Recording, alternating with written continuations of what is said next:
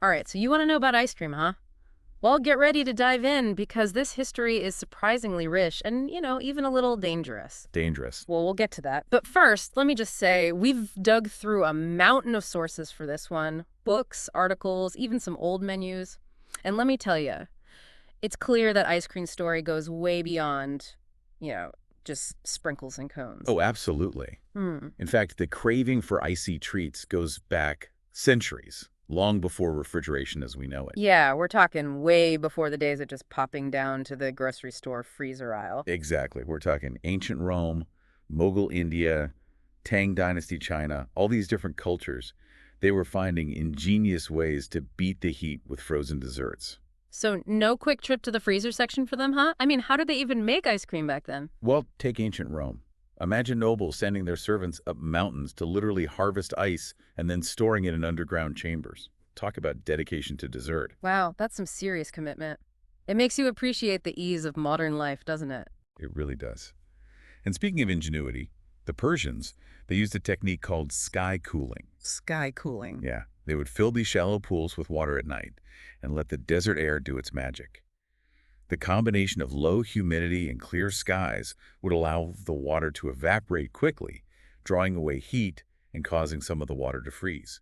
So they were basically hacking the desert climate to make ice cream. That's brilliant. But all this sounds pretty labor intensive. I mean, was ice cream just for like the elite back then?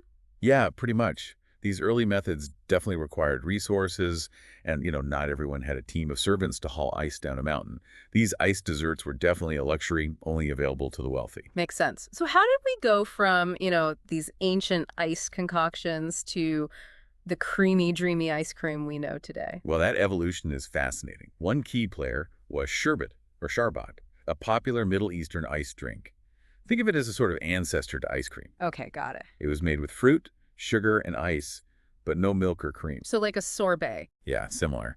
And as Europeans traveled to the Middle East, they brought those sherbet recipes back home, and, well, they started experimenting. They added new ingredients, new flavors. Okay, so this is where things start to get interesting, flavor-wise. What kind of new flavors are we talking about? Well, imagine flavors like chocolate, pine cone, even eggplant. Wait, hold on. Eggplant. That's not exactly the first flavor that springs to mind when I think of ice cream. I know, right? It sounds strange now, but these early Europeans were really pushing the boundaries of what a frozen dessert could be. So, amidst all this experimentation, when did, modern ice cream, the kind we'd recognize today, when did that actually appear on the scene? Well, there are a few contenders, but one that stands out is a recipe from 1692 by a Neapolitan chef named Antonio Latini. Ah, so Italy enters the picture. His recipe included milk, cream, sugar, and flavorings, pretty close to what we think of as ice cream today. So, Italy claims the title of modern ice cream inventor. I mean, I'm guessing this delicious creation didn't stay confined to Italy for long, did it? You're right. Ice cream made its way across the Atlantic with European colonists. But even in early America, it was still pretty much a luxury for quite a while. Actually, George Washington was known to spend lavishly on ice cream. Really? How lavish are we talking? We're talking the equivalent of thousands of dollars in today's money during a single summer. Wow, even presidents can't resist a good ice cream splurge, huh?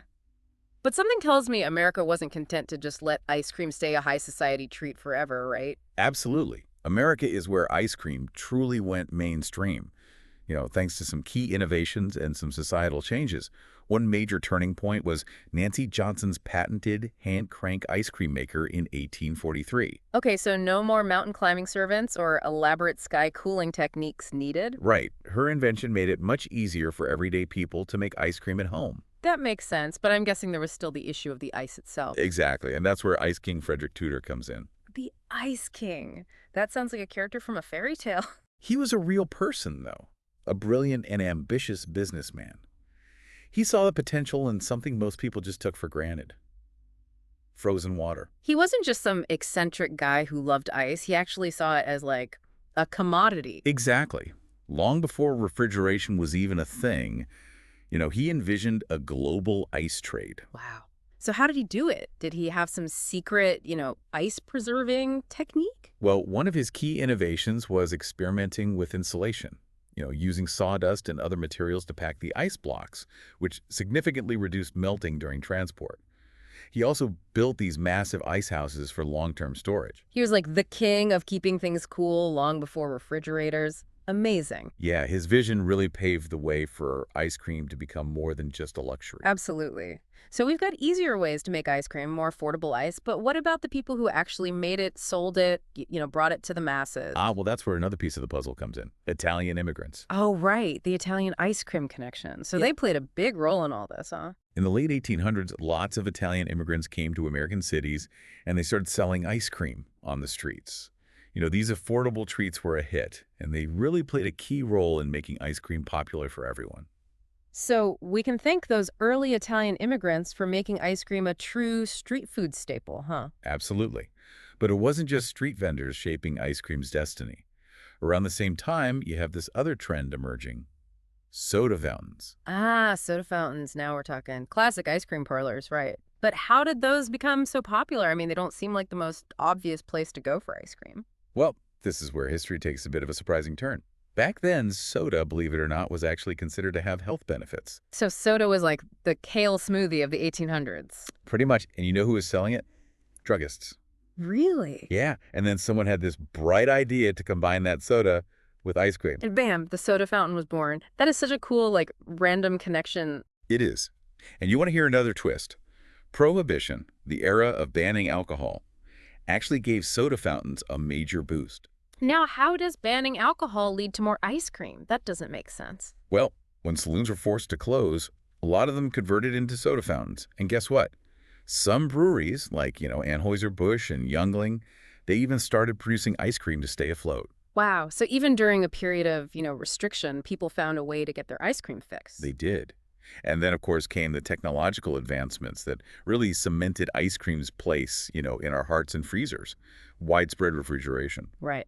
After World War II, home freezers became more common, and suddenly everyone could have, a pint or two of their favorite flavor on hand. Talk about a game changer.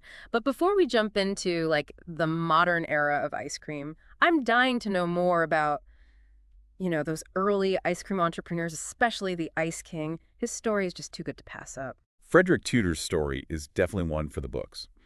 Imagine a time when ice was a luxury good, shipped from frozen lakes to warmer climates.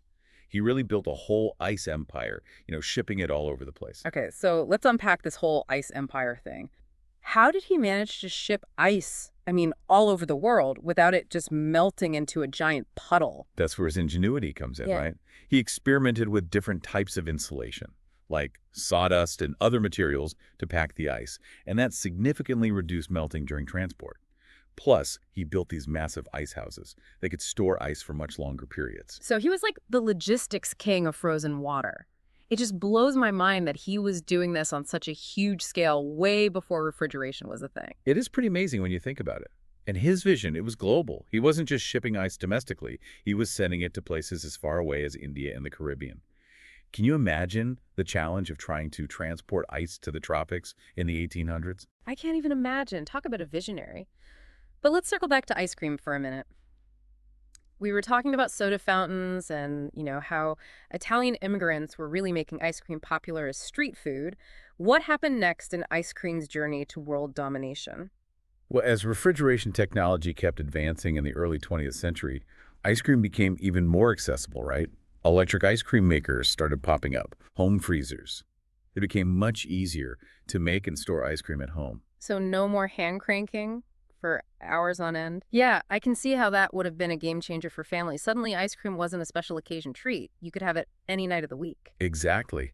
And this whole shift kind of coincided with some big cultural changes, too.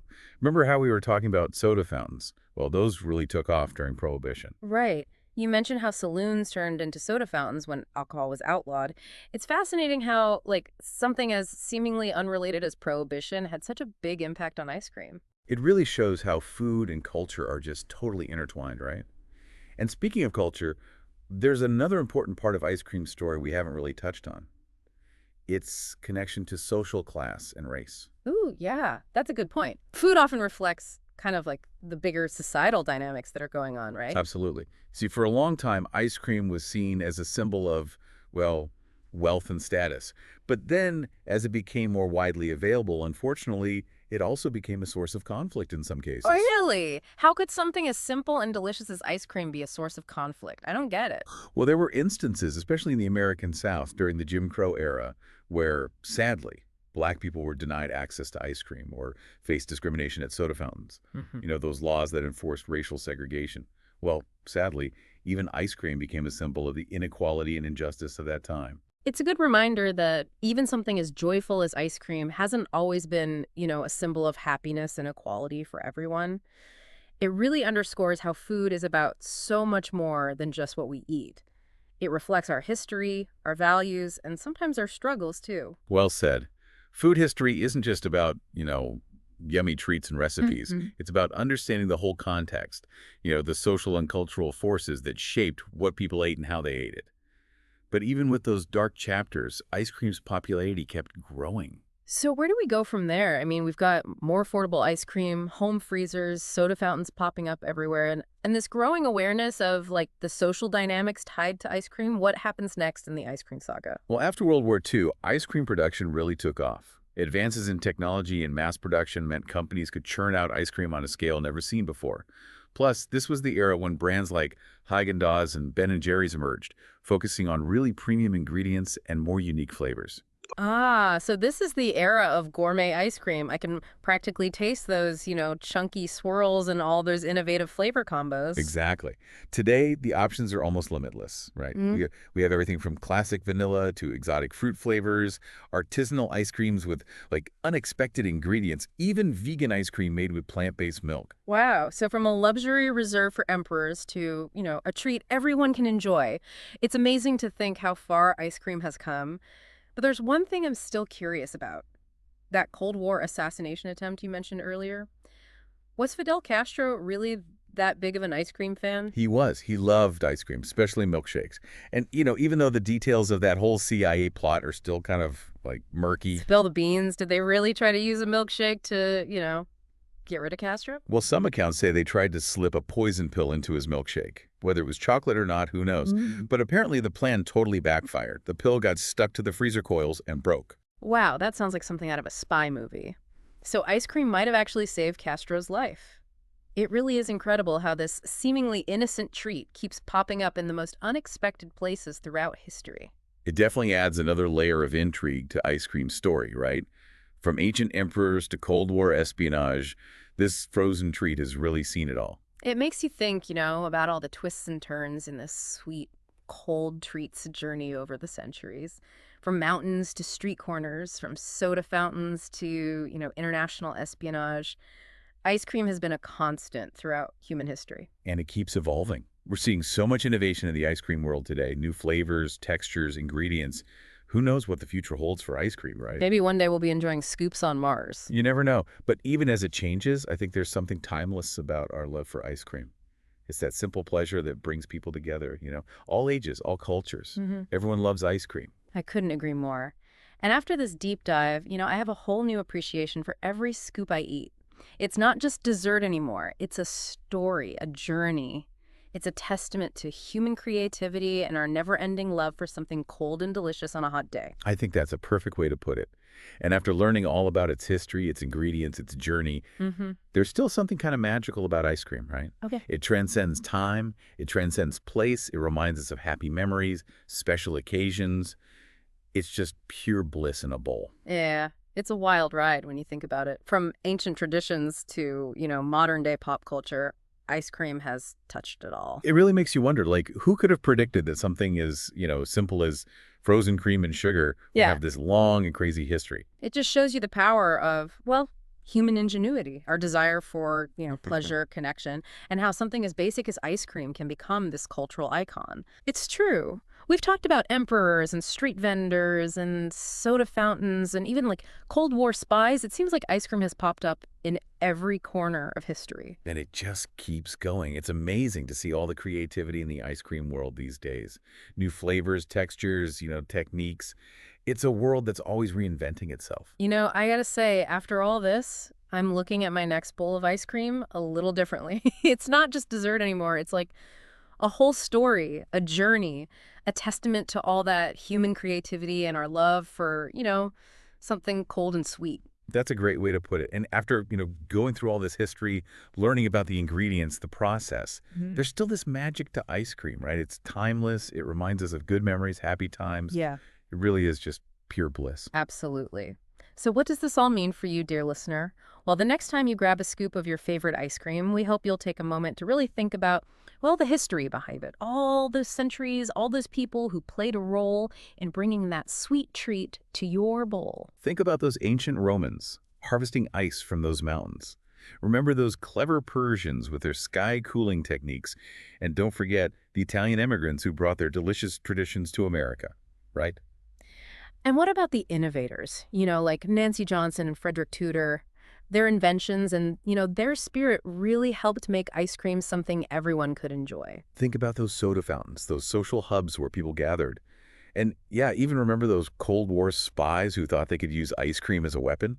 That's a pretty wild ride, right? Ice cream really shows you what humans can do. It's a testament to our ingenuity, our love for, a good sweet treat, and our ability to turn simple ingredients like, ice and cream into a global phenomenon. It really is amazing. So, as we wrap up this deep dive into the world of ice cream, the question remains, will we ever fully understand why we love it so much? Is it just the taste, the texture, or is there something more, something deeper that connects us to this delicious frozen treat? That's a great question to ponder. Thanks for joining us on this journey, everyone. We hope you've enjoyed it.